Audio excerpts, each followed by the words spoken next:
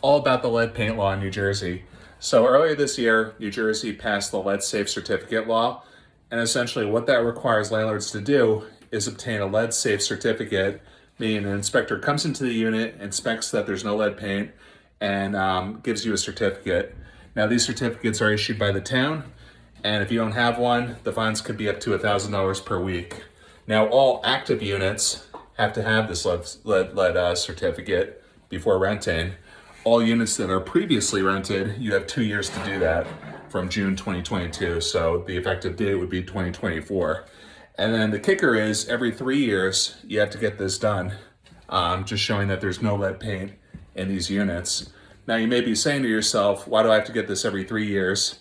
Because obviously lead paint isn't used anymore.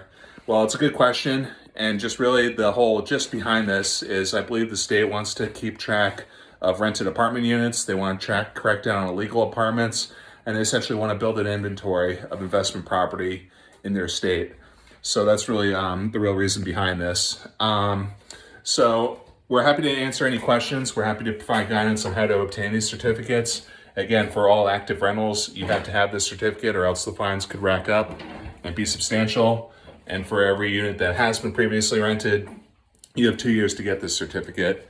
So it's a massive law, it's a massive overhaul, and we're happy to provide guidance. And if you have any questions, don't hesitate to reach out. But that's just the gist behind the law. And you're welcome to send this to an attorney, legal advisor, and consult with us as well. So have a great day. Let us know if you have any questions.